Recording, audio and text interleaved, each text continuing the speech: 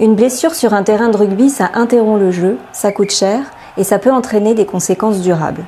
En entreprise, c'est la même chose. Au-delà de l'impact humain, un accident du travail ou une maladie professionnelle peut entraîner des coûts importants pour votre entreprise et ternir votre image.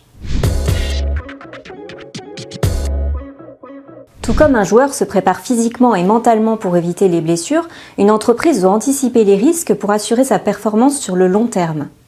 D'une part, protéger la santé de vos salariés permet de créer un environnement de travail plus sûr, ce qui a un effet direct sur la motivation et la productivité de vos salariés. D'autre part, une gestion efficace des accidents du travail et des maladies professionnelles permet de réduire votre taux de cotisation AT-MP. Enfin, investir dans la prévention des risques professionnels permet d'éviter les coûts indirects liés à ces événements, comme par exemple la gestion administrative du sinistre ou encore les retards de production. Pour réduire efficacement les risques professionnels, vous devez agir sur deux axes. Premièrement, connaître vos obligations légales en matière de santé et de sécurité au travail vous permet de mettre en place des mesures de prévention efficaces et d'assurer la conformité de votre entreprise. Deuxièmement, nous vous recommandons de mettre en place un système de gestion et de suivi des sinistres professionnels. Cela permet de recenser les incidents survenus et d'analyser leur récurrence afin d'adapter votre stratégie de prévention.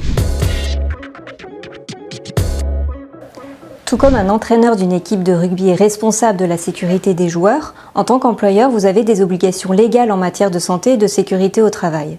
Vous avez 3 principales obligations à respecter. En premier lieu, vous devez évaluer les risques professionnels de votre entreprise et les consigner dans ce que l'on appelle le document unique d'évaluation des risques professionnels.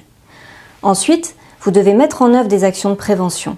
Elles peuvent être variées, affichage des règles de sécurité et des interdictions, vérification des équipements de protection individuelle ou encore maintenance préventive des équipements, etc. Votre troisième obligation consiste à former et informer vos salariés pour les sensibiliser sur les risques pour leur santé et leur sécurité dans le cadre de leur activité professionnelle. En conclusion, une entreprise en bonne santé, c'est une entreprise qui gagne.